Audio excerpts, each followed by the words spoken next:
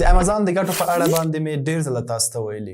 راځم په دې ویډیو کې د امازان د تاوانونو په اړه باندې خبرې کوم چې په امازان کې یو سیلر یا یو امازان پلورونکی له کومو مشکلاتو سره یا له کومو تاوانونو سره مخ کېدلی شي یا امازان له ځان سره کوم تاوانونه لري. په امازان کې سرمایه ګذاري کول د فزیکي تجارت مثال لري. یعنی هغلته په امازان کې چې تاسو سرمایه ګذاري کوئ دا داسې نه دی لکه تاسو چې ارزښت اخلئ چې $100 جمع کړئ او د دې تمه لرئ چې په راتلونکې میاشت یا هفته کې 200 شي.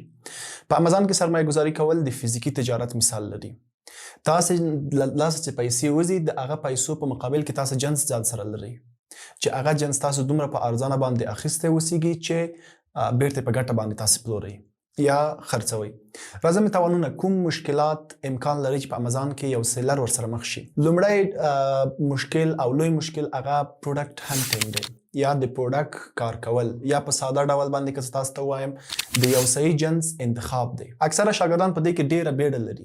ډېر دا کوشش کوي چې زه څومره زر کېږي یو پروډکټ انتخاب کوم او لانچ کوم او تر څو زما پروډکټ ویر هاوس ته د امازان ګودامونو ته ورسیږي زما لیسټینګ اکټیو شي او فروشات وشي. خو دا اشتباه دی. تاسو ټول ته وایم چې تاسو یو میاشت 2 میاشتې حتی تر 3 میاشتو پورې هم تاسو خپل وخت ضایع کوئ ولې یو صحیح پروډکټ تاسو انتخاب کړئ. دغه یو پروډکټ تاسو ټولو هیلرمنو ته رسولی شي. خو که چیرته تاسو په دې کې بیړه وکئ او یو پروډکټ انتخاب کړئ او هغه د امازان ویر هاوس ته ولېږئ بغیر له صحیح هانټینګ څخه بغیر له صحیح سورسینګ څخه نو دغه یو پروډکټ ستاسو ملا درماتولی شي. دغه یو خراب پروډکټ ستاسو د امازان د همیش لپاره زړه تورولی شي. دا په فزیکي بازار کې هم داسې دی. دا داسې په دې معنا زما هدف یو میاشت 2 میاشتې نه هدف دا دی چې تاسو د لپاره پروډکټ ریسرچ کوئ تر څو دغه پروډکټ چې تاسو انتخابوئ تقاضا کوونکي څومره دي عرضه کوونکي څومره دي همدغسې تقریبا 45 شرایط دي چې دغه ټول شرایط باندې ګورئ د یو پروډکټ تاسو انتخابوئ. حتی په فزیکي بازار کې هم فزیکي تجارت کې هم داسې دی. یعنې په پټو سترګو باندې یو جنس انتخاب لکه موږ اکثره وخت په کلاسونو کې دا مثال ورکوو چې تاسو په پټو سترګو باندې مالټې له مزار څخه اخلئ او په ننګرهار کې خرڅوئ. په داسې حال کې چې ننګرهار ځای دی هغه لکه ننګرهار هغه ځای دی چې په هغلته مالټې کرل کېږي. په داسې حال کې چې تاسو له مزار څخه مالټې راوړئ بازار نه انالایز کوئ بازار نه چک کوئ تاسو هغه جنس مثال په ډول باندې یو کریټ مالټې تاسو هغلته اخلئ په $10 باندې $2 باندې ټاکس راځي $2 باندې نور شیپینګ کاست راځي $4 تاسو ننګرهار ته رسوئ. کله چې تاسو ننګرهار ته رسیږئ دلته ګورئ چې همدغه مالټې په 18 کریټ خرڅېږي. نو معلومداره خبره ده تاسو تاوان سره مخ شوئ. یعنې یو لوی دلیل دلته دا دی چې تاسو صحیح پروډکټ انتخاب کوونه کوئ حتما له مشکل سره مخ کېږئ. دوهم موضوع دلته دا دی چې پروډکټ لیسټینګ دی. پروډکټ لیسټینګ یا لیسټینګ پرایس سټراټیجي همدغسې ځینې نور موضوعات دي چې دا په ویډیو کې که زه ووایم ډېره ویډیو اوږدېږي اما دا ټول درسونو کې ویل کېږي. په امازان کې به زه تاسو ته یو څه یادونه وکړم. په امازان کې هیڅوک تاسو نشي مجبورولی چې دغه جنس باید په دغه قیمت ته خریداري کړي. د امازان یو خاص ځانګړنه دا ده چې دا آزاد بازار دی. یعنې په دې کې نه څوک تاسو مجبورولی شي دا جنس په دې قیمت خریداري کړه نه څوک تا مجبورولی شي دا جنس په دې قیمت خرڅ کړه نه څوک تا مجبورولی شي چې دغه جنس باید په دومره وخت کې خرڅ کړي. خپل جنس د 100% اختیار لري.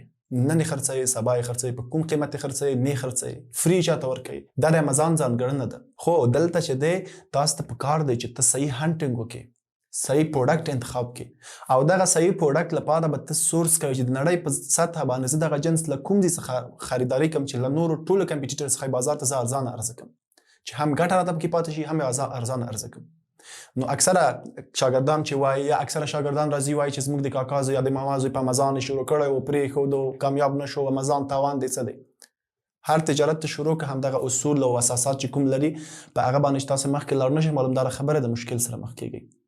نو زما پیشنهاد تاسو ته دا دی چې په امازان کې هغه وخت تاوان دی کله چې صحیح انتخاب ونه کړئ کله چې د صحیح انتخاب شوی پروډکټ صحیح سورس تاسو ونه کړئ نو بل هیڅ نه تاوان لري. یو بله موضوع دلته زه باید یادونه وکړم چې دا صحیح دی چې زه به صحیح پروډکټ انتخاب کړم صحیح پروډکټ به خریداري کړم خو که چېرته مې امازان ته ویوړ او خرڅ نه شو موږ په امازان کې وایو چې 2 نوع بزنس ماډل لرو په کل کې به 4 موضوع وایم.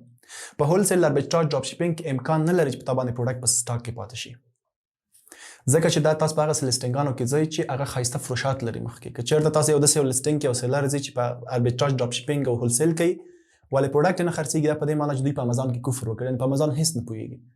یا پاتې کېږي پرایویټ لیبل موضوع چې پرایویټ لیبل کې تاسو په سټاک باندې هغه وخت پروډکټونه پاتې کېږي ګودام کې چې هغلته لکه تاسو یو نوی لیسټینګ ایجادوئ هغلته لږ څه وخت نیسي تر څو ټاپ ته راشي خو د هغې لپاره لارې طریقې شته پی پی سی، پروموشن، کوپانس، لایټینګ ډیلز، همدغسې مختلفې نور لارې طریقې دي چې خرڅولی شي.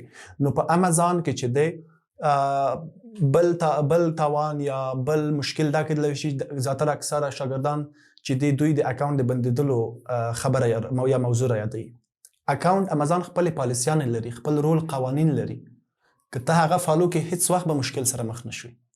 هغه کسان له مشکل سره مخ کېږي چې هغوی په پوره ډول باندې زده کړه ونه لري. هغوی لکه کاپي اندازه باندې زده کړه نه وي ترلاسه کړې یا په صحیح ځای کې زده کړه نه وي ترلاسه کړې یا هغه زده کړه هسې ویلی شو ورته چې بابیزه نیولې اوسي. بلکې دلته تاسو دا په یاد باندې ولرئ چې دا امازان یو وړوکی ویب سایټ نه دی په کوم نظر چې تاسو ورته ګورئ. دا یو نړیوال په نړۍ په سطحه تر ټولو لوی ویب سایټ دی او نړیوال منل شوی ویب سایټ دی. نو په دغه نړیوال منل شوي ویب سایټ کې ته باید د نړیوال هغه کوم د امازان خپلې پالیسیانې چې دي د خپل کسټمر او د سیلر د حفظ لپاره چې کوم پالیسیانې دوی وضع کړي ته باید هغه فالو کړي، په هغه باندې ځان پوه کړي. که چېرته ته ځان په دې شیانو باندې پوه نه کړې همیشه به مشکل سره مخ اوسې. نو ته که چېرته صحیح زده کړه ترلاسه کړې، یو ځان سره یو منټور ولري او پروډکټ چې کله لنچ کوي نو دغه د دوی په مشوره باندې تاسو مخکې لاړ شئ، هیڅکله به تاسو مشکل سره مخ نشئ. اکثره کېدلی شي زیاتره شاګردان کسان شته دي موږ ته هم تجربه شوي چې د یو استاذ د یو منټور یو خبره ورته ډېره عادي ښکاره کېږي، هغه به ډېره لویه خبره اوسي، خو چې کله مخکې لاړ شي په زرهاوو ډالر تاوانو سره مخ شي. نو امازان کې تاسو هغه وخت توان کولی شئ صحیح پروډکټ انتخاب نه کوئ، د انتخاب شوي پروډکټ سورس تاسو د نړۍ په سطحه باندې په ارزانه باندې وانه خریداري نه کوئ، همدغسې له سره تېر کوئ. همداسې د امازان پالیسیانې چې دی هغه فالو نه کوئ او د اکاونټ هغه کوم چې اکاونټ بندوي ستاسو لکه څنګه مې چې یادونه وکړه چې د هغه ځینې پالیسیانې دي د امازان هغه اګینسټ تاسو مخکې لاړ شئ نو معلومداره خبره ده حتما مشکل سره مخ کېږئ. اما که چېرته تاسو داسې مخکې لاړ نه شئ معلومداره خبره ده چې هغوی امازان هم دا کوشش کوي چې خپل سیلر او د کسټمر دغه فضا چې دا ډېره فرینډلي وساتي، مشکل چاته ایجاد نشي. نو ځکه دوی دا کوشش کوي چې هغه ستاسو اکاونټ سسپینډ کېږي، مکمل بندېږي نه، هغه ته ځینې ډاکومنټ اپلوډ کوي واپس ریاکټیو کېږي. نو هغه کسان چې په امازان کې پاتې راغلي هغوی یا صحیح هنټینګ نه ده کړی یا صحیح سورسینګ نه ده کړی یا صحیح پروډکټ لیسټینګ نه ده کړی یا لیسټینګ اپټیمایزیشن نه ده کړی. دغه مشکلاتو سره دوی مخ شوي نو ځکه دوی پاتې راغلي. نو دوی ته بیا هم پاتې کېدل نه دي په کار، دوی باید سرچ وکړي، له دغه څخه درس واخلي او څنګه چې مخکې غلط مخکې تله هغسې مخکې نه بلکې صحیح مخکې لاړ شي. هر کار جګه او ښکته لري. یو څوک چې په یو څه کې پوهه ونه لري معلومداره خبره د مشکل سره مخ کېږي. کله چې مشکل سره تاسو مخ کېږئ کوشش مه کوئ چې تاسو تسلیم شئ، بلکې تاسو کار وکئ، هغه په کومه طریقه باندې چې تاسو ځئ هغه خپله طریقه لاره چینج کړئ، په یو بله لاره باندې به لاړ شئ، حتما تاسو کامیابېږئ.